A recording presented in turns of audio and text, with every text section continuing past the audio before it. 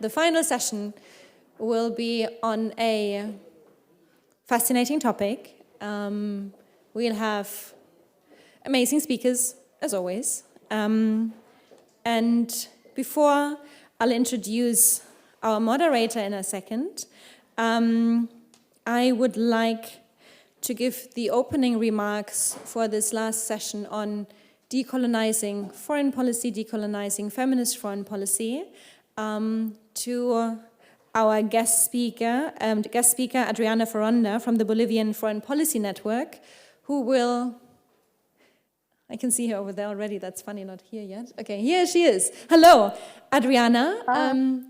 So Decolonizing Foreign Policy, Feminist Foreign Policy panel, and we are really excited to hear your opening remarks. Thank you for taking the time, and the floor is yours. Thank you, Christina. And thank you, everyone. Good day to everyone, and welcome to what I believe will be a great and constructive dialogue.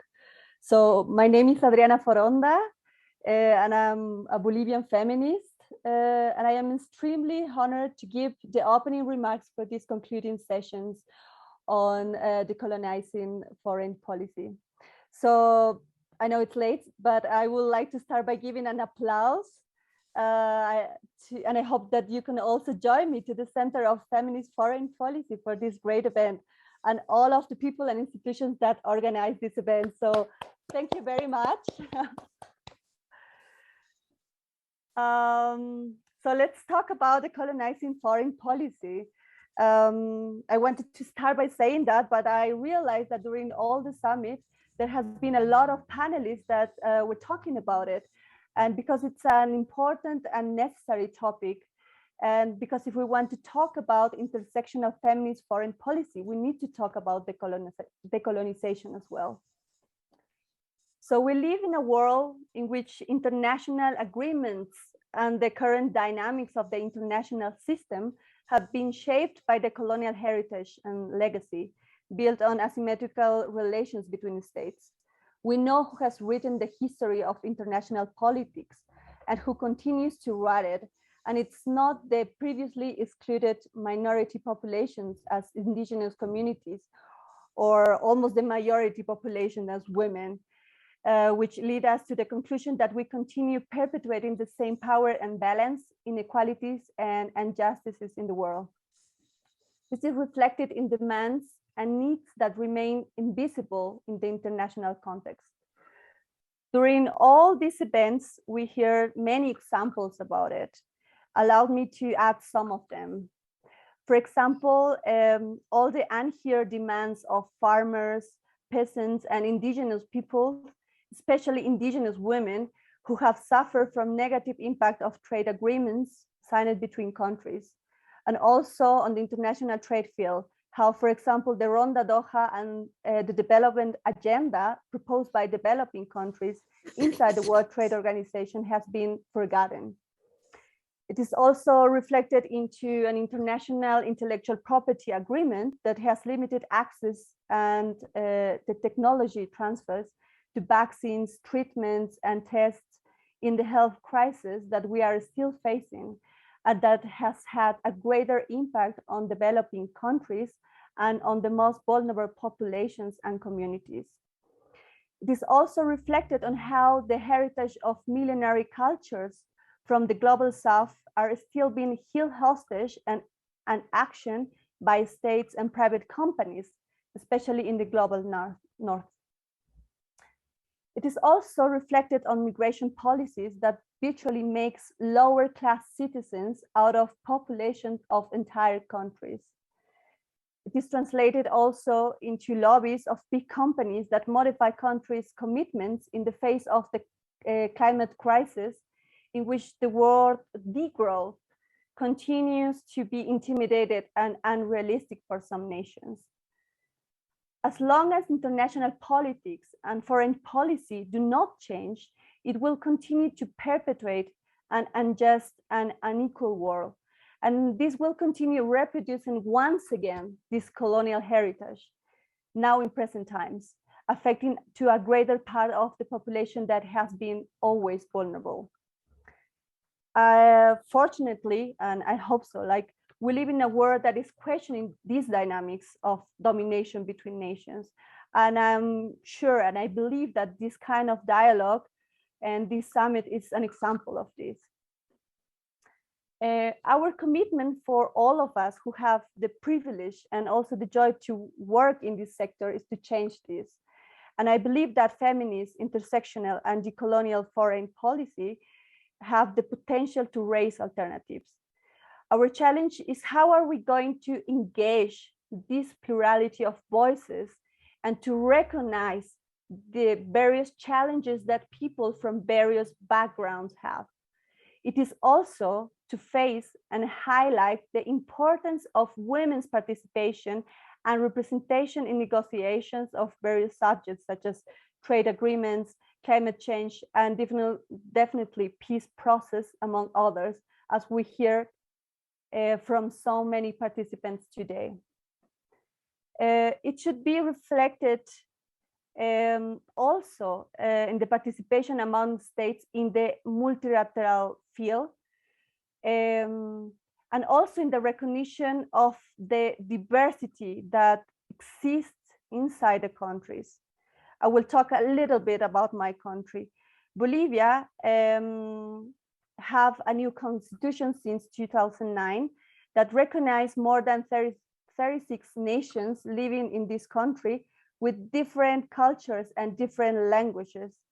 The public administration has also promoted a gender quote and a more representation in the decision-making process. However, we as women, we're still facing sexual, psychological, and political violence every day. And in this regard, I also agree with, for example, Miriam Vargas and Maria Reyes from the climate justice session before, about the importance and the challenge that we have and that we face today to make the domestic policy coherent with this feminist foreign policy proposal. And yes, it is important to have a greater participation of minorities and majorities previously excluded in spaces of power and the formulation of a foreign policy that will bring to light issues previously not foreseen in foreign policy. And this could lead us to rethink about, for example, a better, a more human-centered, peace-focused, and more equal international system. And as I'm going to quote Maria Spinoza, like probably feminist multilateral agenda in the future. This panel is going to give us various perspectives of decolonizing foreign policy from some powerful voices from around the world. I am very happy to be here. And I greatly appreciate, again, the Center for Feminist Foreign Policy for the initiative. And thank you very much for this organization. So now I will give the floor to Rosebell Kagumire, our moderator for this last session. Thank you very much.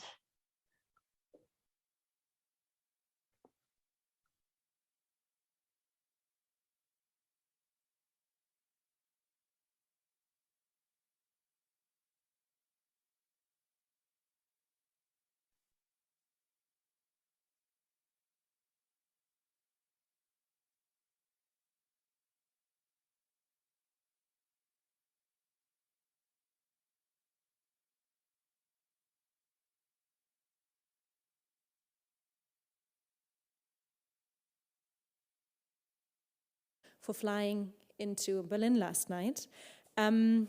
This conference on international politics also means that there might be visa issues. We're glad we solved yours. We couldn't solve all of them. So this panel will be very virtual, more than the other ones. But to not have you here sitting alone, Rosebell, we thought we're going to have Damian sit next to you. And thinking behind that is Damian is an amazing company. I'm sharing an office with him. So you'll have great company on the stage now for this panel on decolonizing foreign policy. Thank you so much.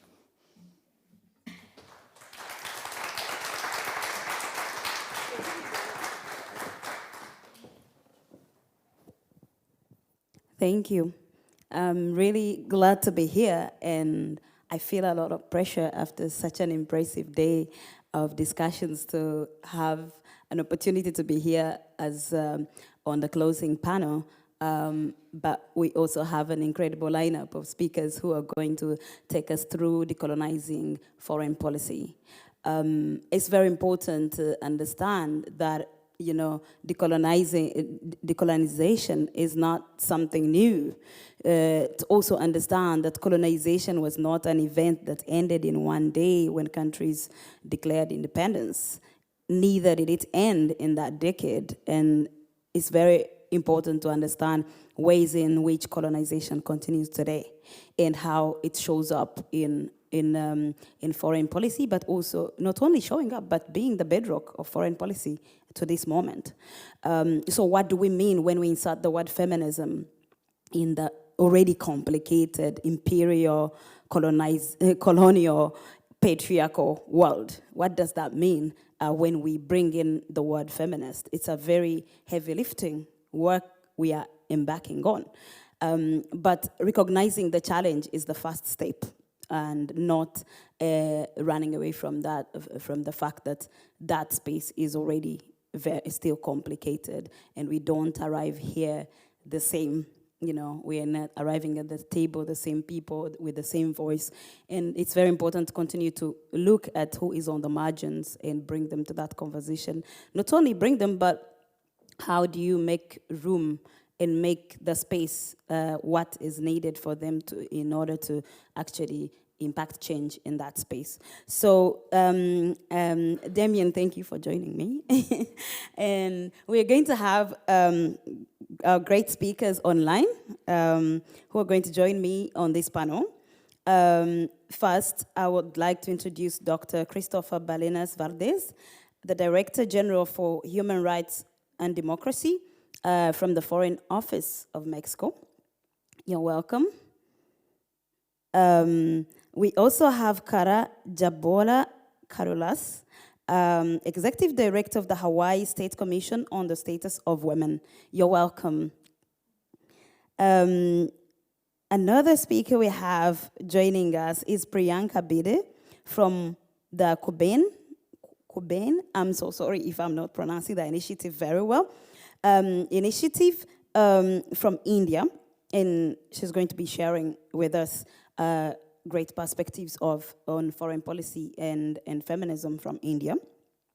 Last but not least, we have Rafia Zakaria, who is an attorney, feminist, journalist, and whose work I admire. Her latest work is called Against White Feminism, and it will be very important to listen to these voices. You're all welcome to this panel. Coming back here, would like to really start the conversation about what this means in terms of, we have had, Germany has a feminist foreign policy. We have so many countries claiming different things. So we would like to really hear, starting with the Dr. Valdés, would like to hear about what does the feminist foreign policy movement look like for a country, in a country like Mexico, which is in the global south.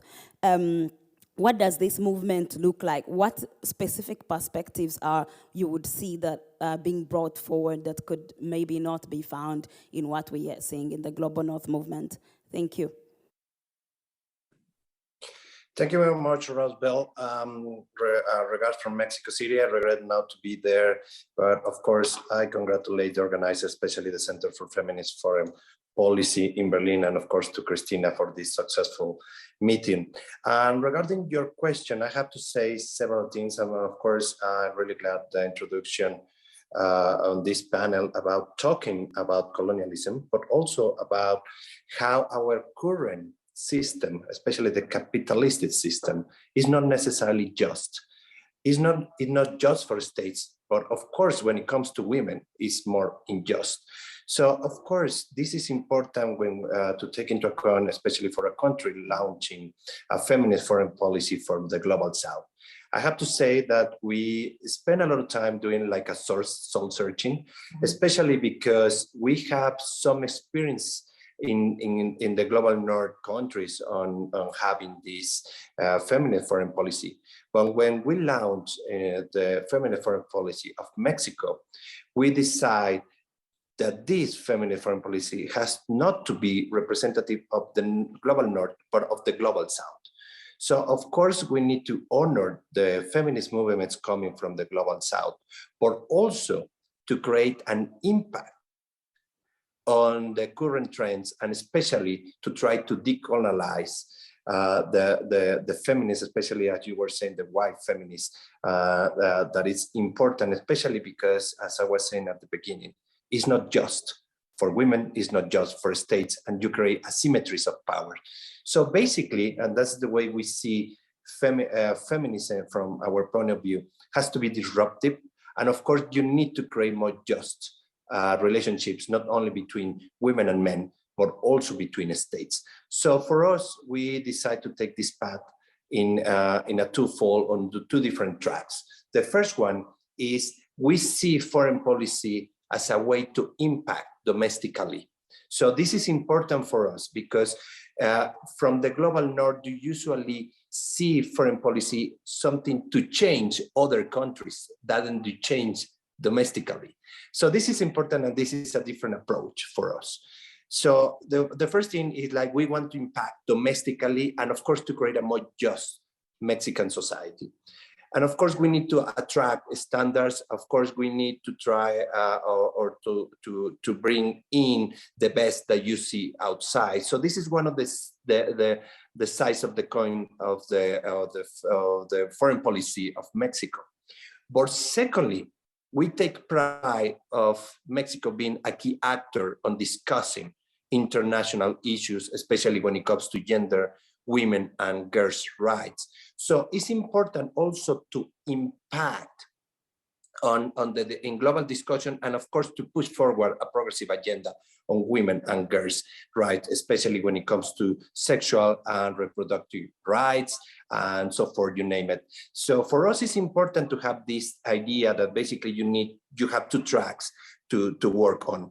But when it comes to the first, you need to create this most just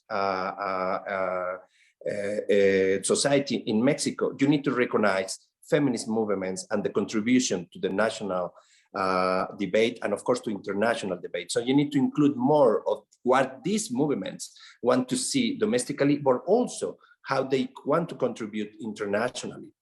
And this is important because when our discussions internationally, we not only want to push forward a progressive agenda, we want to change the symmetries of between or among states internationally. So this is important, especially when you come to discussions on climate change, climate justice, biodiversity, and some other negotiations. Basically, if you don't include a gender perspective, basically you are going to create more asymmetry. So this is the kind of things we want to do.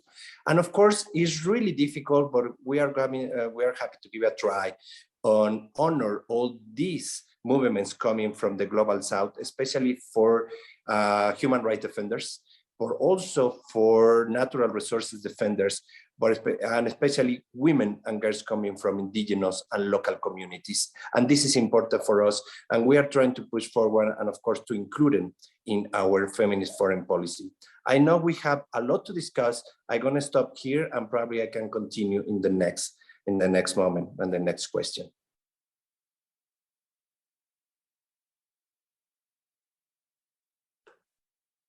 What we could look at from Mexico as we continue looking at the feminist foreign policies elsewhere. Now, I would like to bring in Priyanka. Priyanka, you have done research around feminist foreign policy for India and what it could look like, kind of painting our imagination of what that could look like for India and for Indian people. Could you really explain to us what that looks like? Because a lot of it, as we've had in this field, we've seen a lot of takes on feminist foreign policy that is really around transatlantic kind of conversations. Would like to hear from what you have found out and what your imagination and vision looks like. Thank you. Thank you very much. And thank you also to CFFP for organizing this very important summit. It has been wonderful listening to the panels through the day. So just to give you a bit of a context, I am the co-founder of an organization, Kubernein Initiative, which is independent. And when we got into this conversation 2 years ago, when we heard the phrase feminist foreign policy, it was very new to us, and there was nobody in India that we knew of who was even discussing this. So our first step was to understand what the concept meant, which meant that we engaged with civil society in this space, as well as individuals from governments that were going on this trajectory. And what was amazing, and I think this is also very at the core of feminist movements, is that all of these spaces were very open. We've never received, we've never been denied a conversation or even any information from any of the people we've reached out to. There are people in this room, CFFP of course, but even ICRW and IWDA and several governments that have spoken to us to understand what the concept of a feminist foreign policy was, so that we might start a conversation in India around it. Now, what was also encouraging to us was what Dr. Ballinas just said as well, right? That countries taking this approach were forging their own path. And that's very important from the Indian perspective, because as we had conversations within India, the concept of what feminist is, the scope of what it could include is something that came up a lot. What is this intersectionality for India? It's more than gender. It's also a caste system, a subcaste, religion, and of course socio-economic differences. And so, which is why we thought it was important then to bring this conversation to India, to then engage with the intellectual bodies within India. We have now been independent for 75 years. This year we celebrate our 76th Independence Day, and we have a rich now academic, private, civil society and think tank space.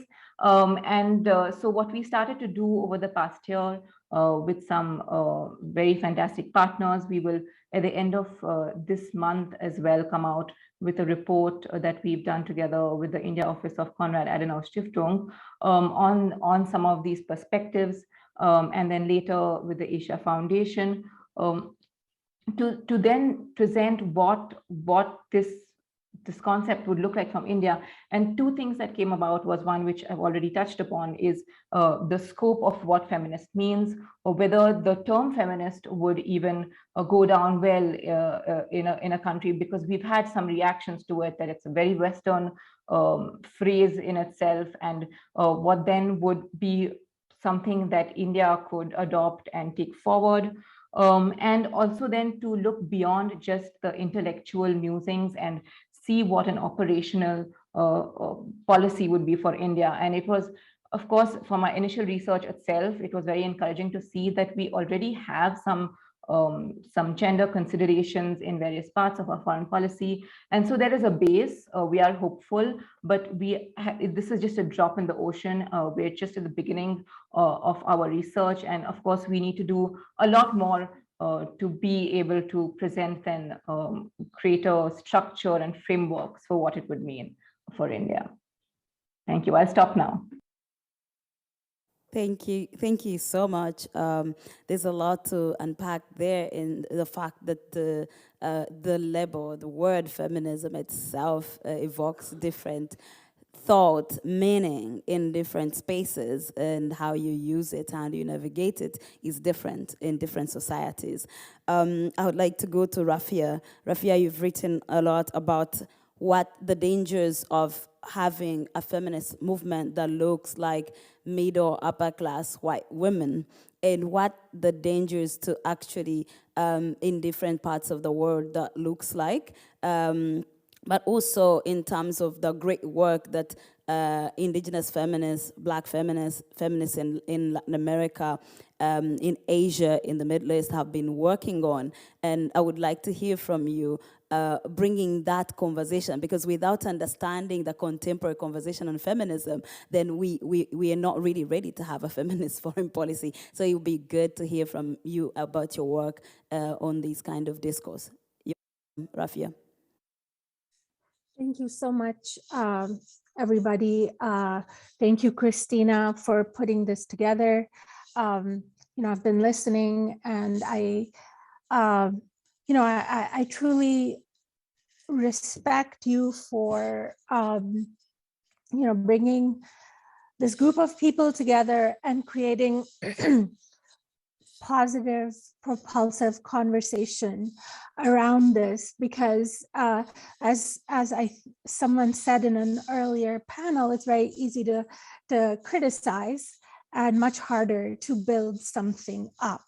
And now that I've said the nice thing, I'll start saying bad things about feminist foreign policy and criticizing its basis. So, as my book is called Against White Feminism, and it essentially looks at the role whiteness or white privilege has played within the feminist movement. And in doing that, it also, here in the US, we have had, a war that was started and justified using feminist lingo, right? So from way back in 2001, we said we are going to liberate Afghan women, and we went there, and along with that debacle came this idea of a feminist being someone who works for the CIA, or who's fighting in the military, or who can wield a gun, and other similar sorts of images, which is and my fear for a feminist foreign policy lies in those images, right? Because what they're trying to do is align feminism with strategic national interests. And because there's an imbalance of power between those two things, for strategic national interests, feminism, what happens is the strategic national interests eat up feminism. There's no feminism left in that mix. So, I think Germany could learn from our mistakes, and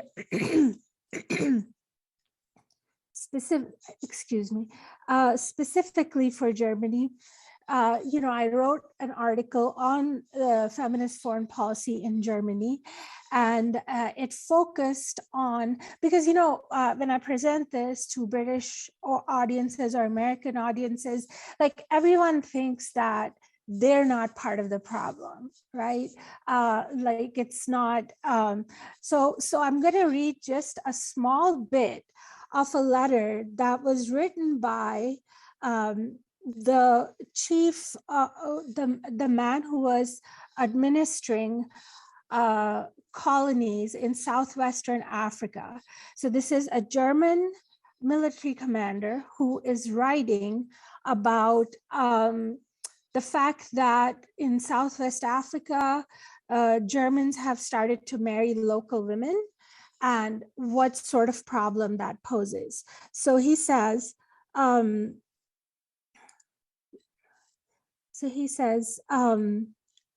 German soldier and settler who takes a Black wife is lost to Germany and does not possess cultural strength to Germanize the predominantly Black society. Children born of interracial unions, this German governor further opined, quote, have no prospect of serving as useful residents of the colony. The solution to this problem was to import German women. So it was assumed that nobody saw a problem with the fact that German women were supposed to be considered so much superior to local African women.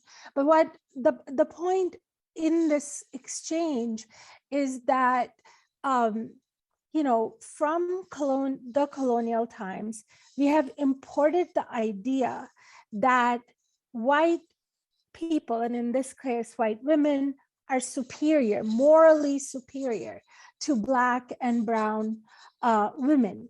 And while we won't explicitly say, oh, this is the problem,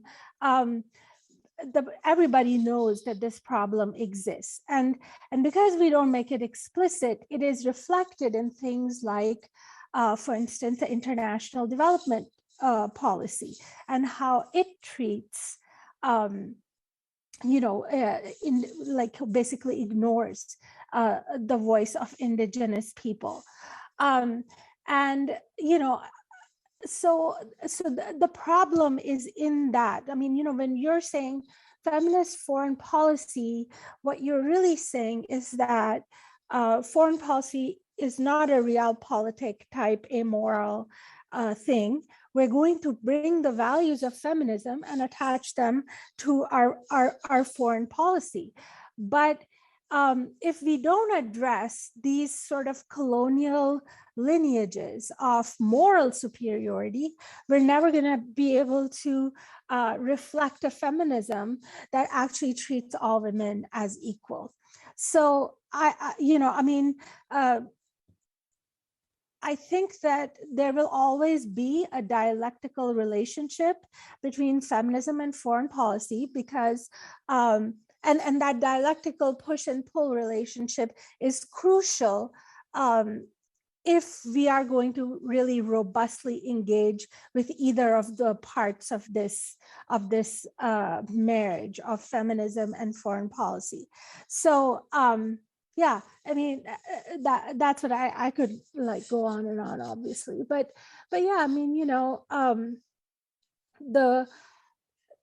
the world needs a feminist foreign policy, but my fear always is that the feminism part of it will get compromised, as it was in the U.S. invasion and occupation of Afghanistan. Thank you so much, Rafia. That was really comprehensive and evoking us to think a little more deeper on what it means to adopt a feminist foreign policy. I would like to go to a recorded message by Khara. She couldn't join us, but her message is going into Hawaii's feminist economic recovery plan. What does it look like? And I know we're talking about a lot of things today about foreign policy, but we have lived through a pandemic and we are still living through it. And it will be important to see how the social economic recovery looks like in learning from places like Hawaii. So let's go to the message from Khara. Thank you. Aloha, my name is Khara Jabola-Carolus. I'm the executive director of a statewide feminist government agency in Hawaii. Believe it or not, I'm actually really jealous that I can't be there in Germany with you, because I've always wanted to visit Germany.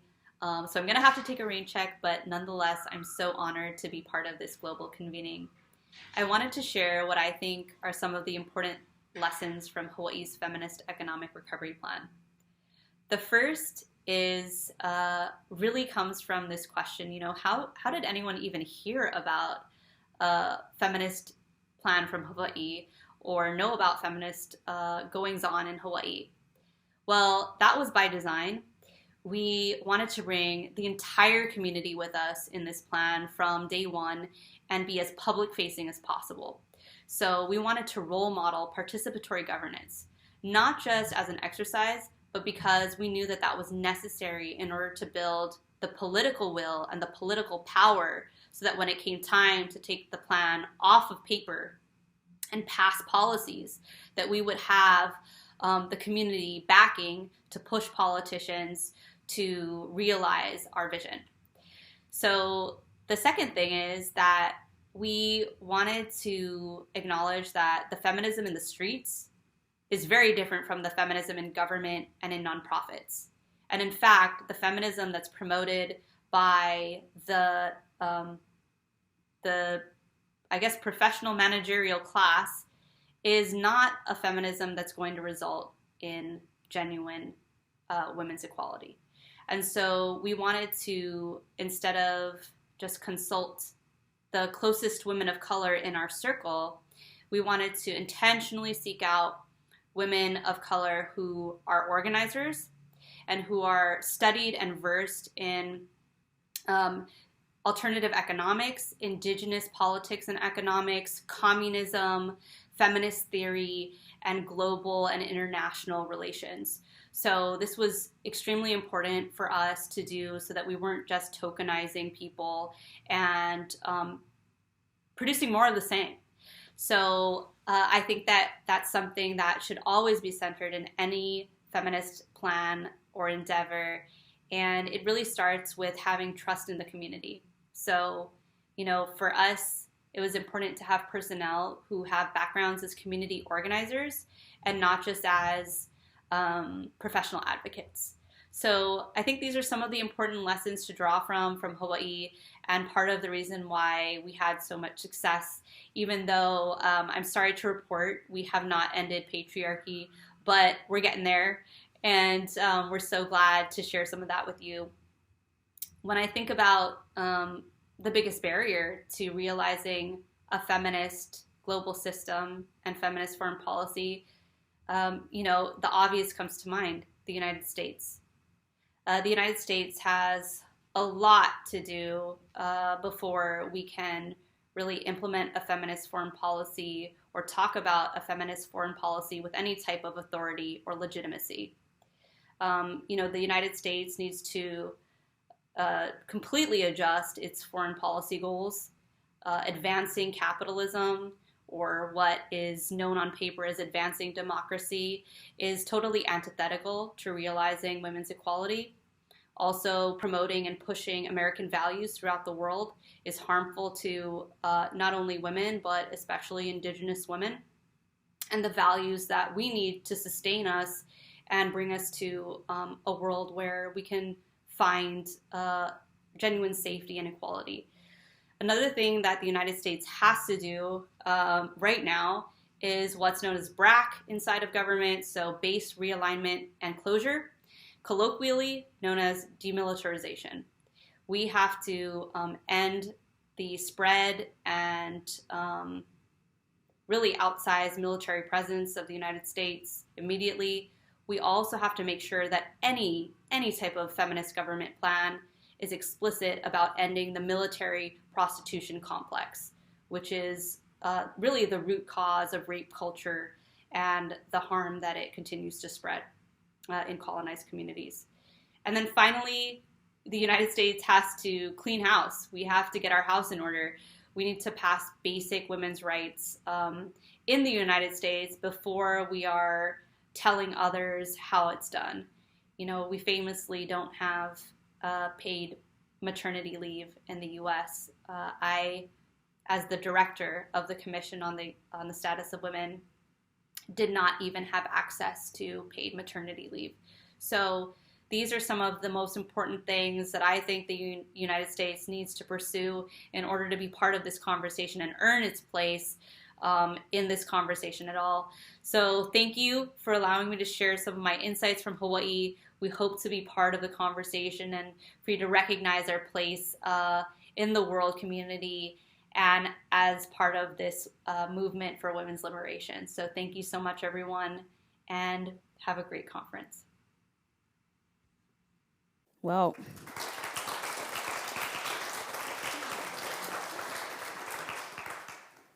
Was amazing in terms of, you know, how Khara dissects the very systems that we are trying to inject feminism into, and also with her experience as sitting on a Status of Women Commission and seeing firsthand how things can change if you really expand the circle through which you are trying to consult on a policy, and by increasingly looking at people in the margins, people organizing and learning and bringing the ideas to the very government that we hope to change. So coming back to panelists online, I'd like to hear from Dr. Valdés in terms of what kind of commitments, having had throughout the day, which policies we have from which countries, what kind of actions or commitments would you like to see within the international community space for us to say this is really truly what a feminist foreign policy should look like?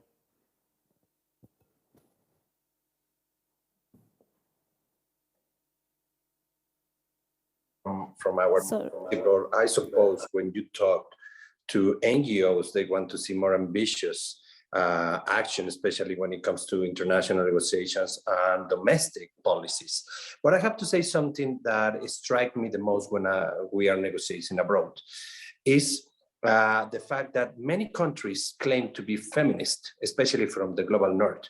But when it comes to international negotiations, not necessarily are those pushing forward a feminist agenda and, of course, gender and women's rights. So for us, it's important to see the compromise of many countries with a progressive agenda when it comes to women and girls' rights. And of course, this is important to move from paper into action. And this is essential, especially when you are talking about an international system.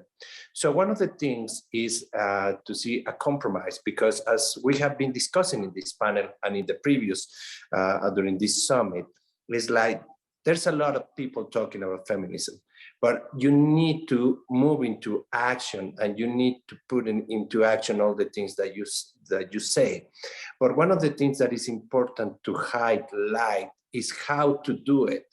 And especially because most of the feminist foreign policies are patronizing. And of course, they want to maintain some kind of control between the global north with the global south. So this is not necessarily just, especially for women coming from the global south.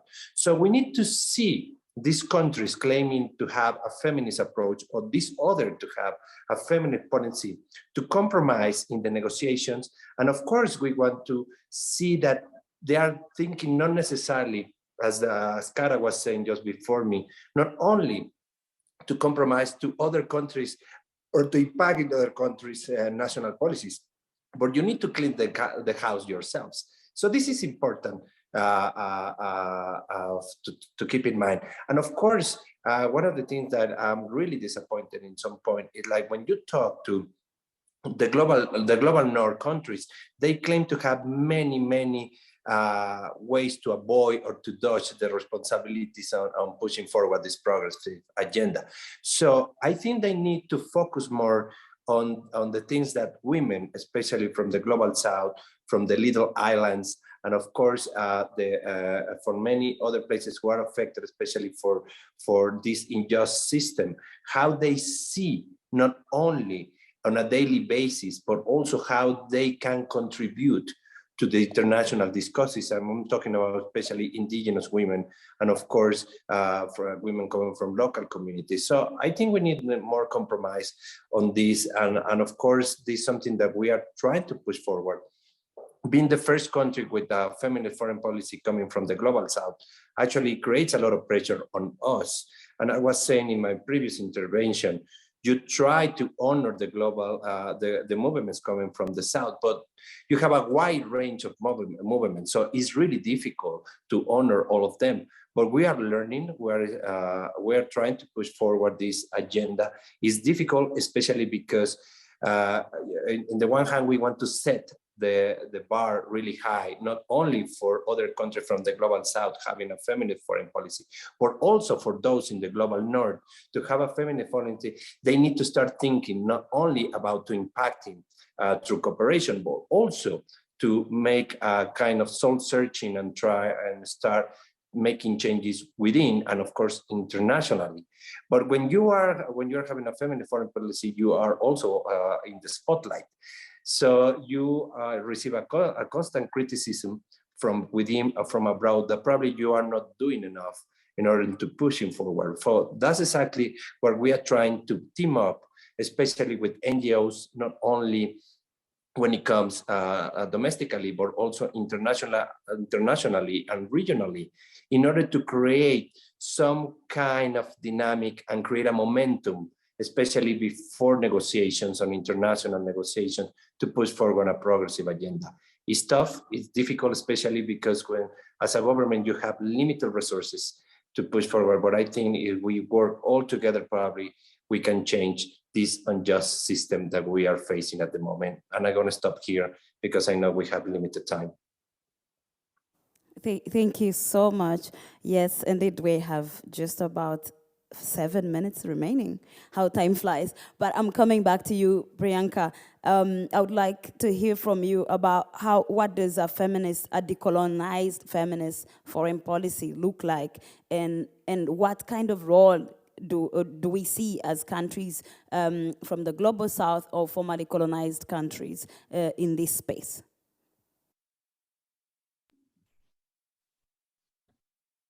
I think the time is right now for countries like India and others in the region to kind of contribute to this evolving understanding of what a feminist foreign policy concept could be like, because it's still an evolving concept, and we then need to bring our perspectives to the table now, rather than it become a framework that is prescriptive.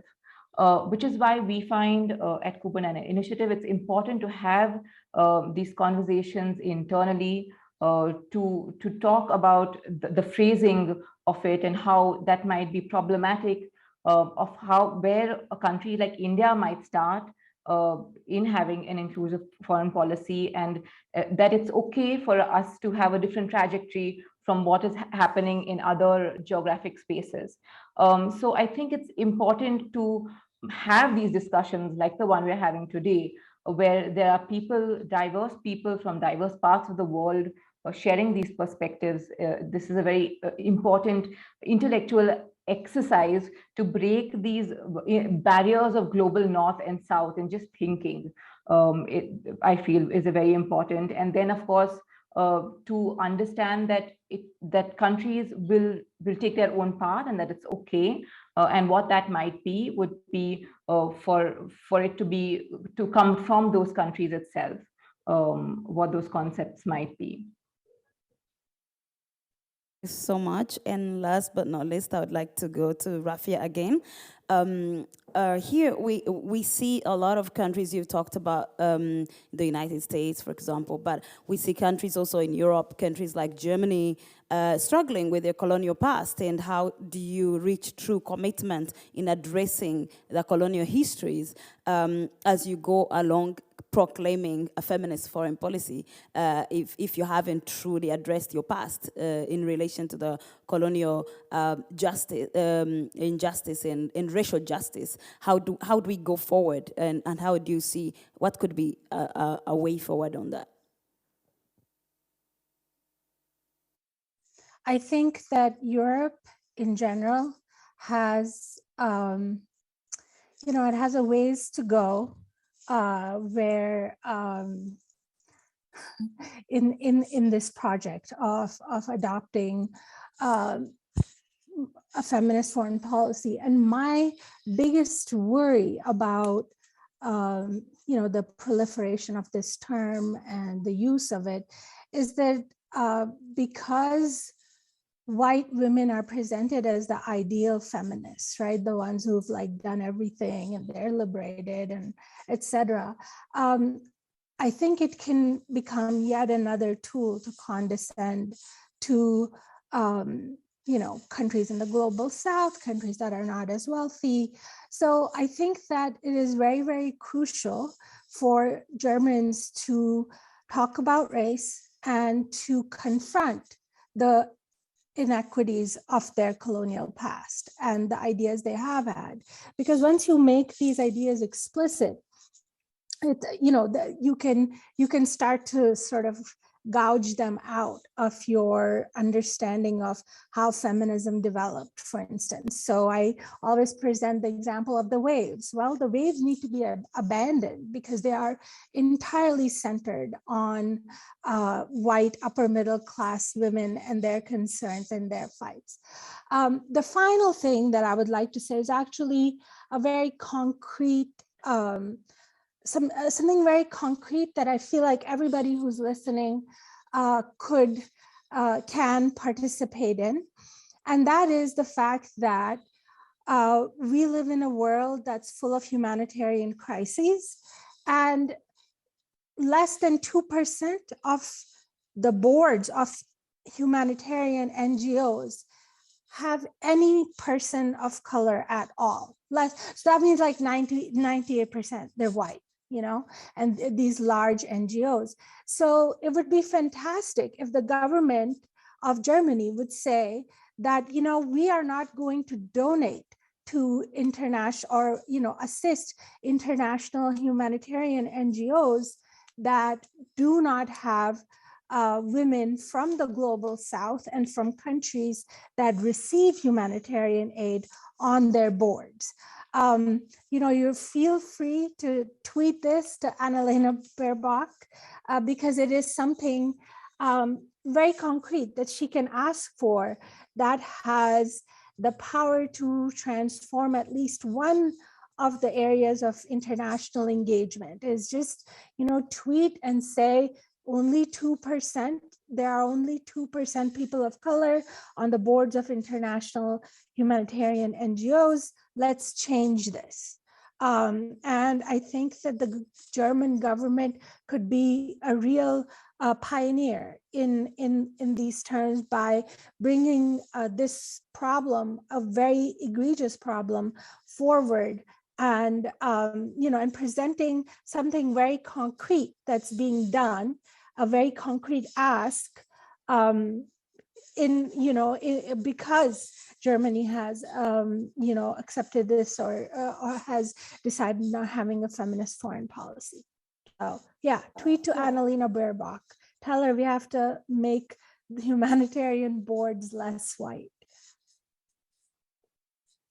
So much. That is so poignant, because these conversations actually have been ongoing in the anti-racial movements that are across the world, but we still see the same structures not moving much an inch. So this is very, very important point, Rafia.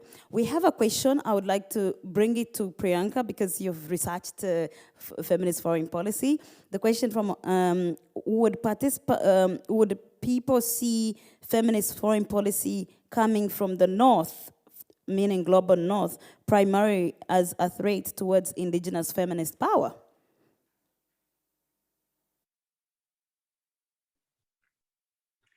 This is precisely what we are trying to change in the work that we're doing. We're trying to make the concept itself inclusive, and to have this perspective from different countries. I think will do that. Will stop it from being something that's just from the global North, and that would mean that it might not be, of course, called feminist foreign policy in some areas, or it could be. I mean, it would differ from region, right? And so I think this is why what we do today and what we say today and how we say it could stop this kind of this impression that it's coming from the North, and it could be something that's actually collaborative and bridges this North and South divide. Thank you so much. Would we have one question from the audience here? One question? Okay, everybody's happy. I would like to just give the closing remarks on this great panel. Thank you everybody. This was splendid, and very many angles and suggestions on what we could look at as we chatter, debate and conversations about foreign feminist policy. I think it's very important to understand that foreign feminist policy is about the foreign and what is perceived to be foreign. and so much also about what is happening internally in the country. And of course, of recent, we've seen a lot of of foreign policy being driven by populism in Europe, which is a threat, not just for people within, but also for many countries in the global south and what that means. So it's very important to think about that, but also think about the fact that feminism is not about women, and neither is it just about gender. It is about addressing systems of power and oppression that have existed historically and marginalized many people. And a lot of people don't have the privilege of existing at just one system as just being a woman. And I would like to quote Audre Lorde, who said that this struggle is not a single issue struggle because we don't live single issue lives, you know. It's very, very important because I was coming here, as Christine was talking about, and I live in Senegal. I'm Ugandan, and I waited for 10 days to get a visa. I went to the embassy 3 times, and I was given a visa like 3 hours before my flight. And it's incredible that I could even make it here. And at the airport, the Senegalese immigration officer looked at me and said, "You're going to Germany for 5 days." I'm like, "How do you know?" And he's like, "It's written on your visa." I did not even know that.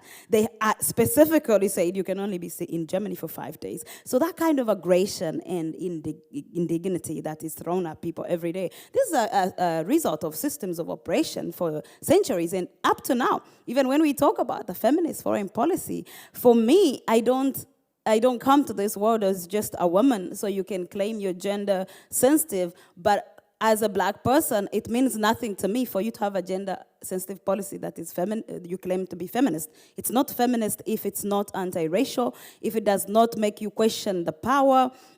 Ultimately, feminism as a lens calls us to imagine the future.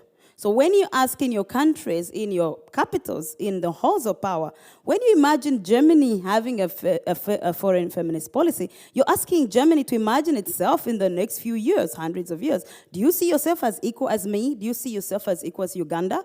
Or not? Or you just want to feel good and maintain the hegemony that is currently existing? I think it's for me, it's very important every day to probe, to ask, what do you mean that you want a feminist foreign policy? Do you want equality, or you just want to just give us a bit of, a feel-good story, and then in 10 years, 15 years, we look back, but we're in the same place or even worse. So for me, that matters, and it's personal, as last speakers have talked about. And it's the same story. I think one of the speakers earlier talked about how Africa is grappling with the Russia war on Ukraine. And the hesitation for many to actually take a side. It's not like they don't see the reality, but there are many realities that happen with them, actually outside the war. It has nothing to do with the war. They can see it clearly. But there's so many things that happened, and double standard that is everybody talking about. Even in the same war, the treatment of Africans on those borders, it's not, I'm just talking about me being in a safe place in Senegal, being tossed about the embassy, but many people are stuck on different borders, looking at Spain, every day you see Senegalese migrants on those borders, but, the same CNN or Al Jazeera telling us, taxi drivers in Spain drove all the way to Ukraine to get refugees. Great, noble thing, but can you just be human to every human being? And that's why we are grappling. So no amount of course, bullying African countries is going to make them change their stand or how they feel, because it's rooted in how they feel they've been treated internationally and in international systems. So it's not really about Ukraine. It's about what about us? Where are we? What do you think of us? We are all human and worthy of dignity and respect that you accord so many. So I think that ultimately we should not lose the feminism to international relations that Rafia reminded us. We have to continue to get that feminist fire to make more tables, but also dismantle more tables, and feel free to say we can't be in this room.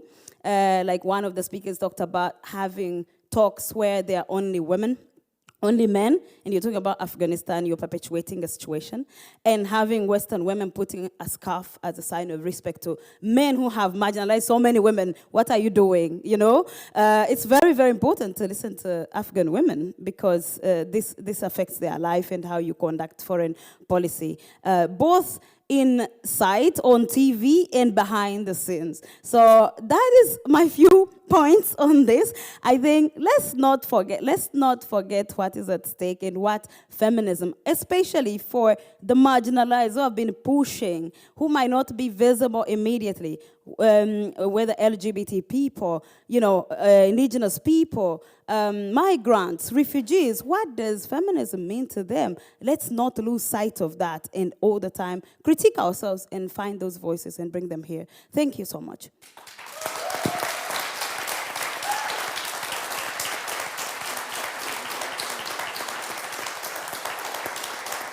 Sorry, I would like to say thank you to our panelists. I'm so sorry, I'm so used to being in a room full of people, but you have been incredible. We learned so much from you, and you're powerful. Continue to use your spaces and continue to give us those solutions, because the world needs to hear more ideas. Thank you. We appreciate you. Thank you, Kristen.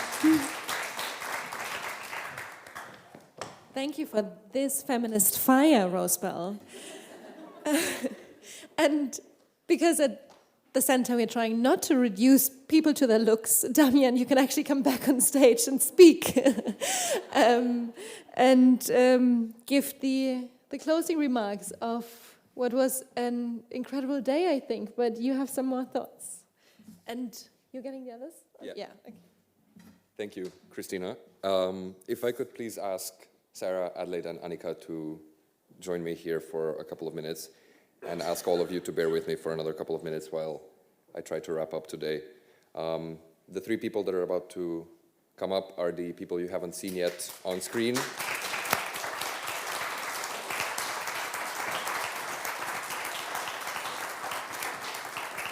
And they have been instrumental in making today happen, and wow, it happened.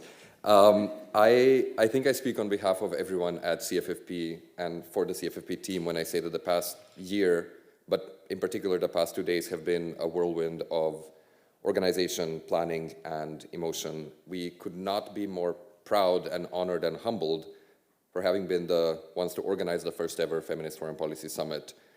And I really would like to thank the entire CFFP team, and in particular thank Anna and Christina, who have been working tirelessly for over a year through 2 pandemic-related cancellations and postponements to make this summit a reality. We are such a small team, and I keep being amazed by how much we get done. I am constantly humbled by the expertise, professionalism, and kindness of this team. It's a privilege to be working alongside you.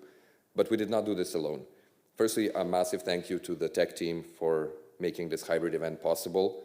And also thank you to our partners Canada, Sweden, and Mexico, the Open Society Foundations, and over 15 other civil society organizations who co-hosted the summit with us.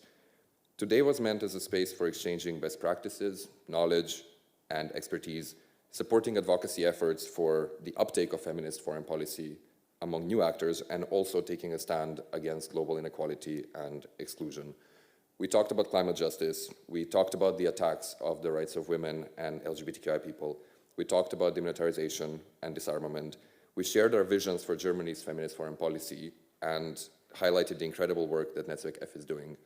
And we talked about decolonizing foreign policy and feminist foreign policy, without which we can't really do anything else. The panels, the speakers, the questions, all had one overarching aim to really underline the incredible importance of taking a whole of society approach, a holistic approach to policy development, and ensuring that the nothing about us, without us principle is the core of everything that we do. And learning to not only hear, but truly listen to those that experience life differently from ourselves. Working intersectionally, seeking out the connections between issues, and breaking the silos that we have been working with is what we need to do. We can then actually maybe change the world. As Minister Baerbock said in her opening remarks this morning, not that long ago, the very idea of a feminist foreign policy was met with disbelief, skepticism, and ridicule. 8 years on, as feminist foreign policy is becoming cool, we, as activists, advocates, are still faced with disbelief, the delegitimization of our work, and unfortunately sometimes malice and violence. I would echo Ray Atchison and highlight again that when confronted with the You have 30 seconds and zero budget to solve every problem ever created. Otherwise, you're just another naive feminist. We need to be steadfast in our principles. We need to be steadfast in listening to those who are or will be affected by the policies that we develop and advocate for. And we need to keep sharing our vision of a new, better world. Lyric Thompson said in the reception yesterday, we will never arrive, we can only iterate further. And on this note, dear policymakers, we could not be happier that the number of governments adopting or considering a feminist foreign policy is growing. I believe I speak for CFFP, but also our fellow civil society advocates when I say that we look forward to supporting you in elaborating and advancing feminist principles in your foreign policy approaches. The term feminist foreign policy has meaning, and it is not a buzzword. And we intend to hold you accountable to your promises, accountable to civil society, accountable to all people remaining your critical friends. Thank you for your trust. Thank you for being here today, in person and virtually. Let's keep making foreign policy feminist. Thanks.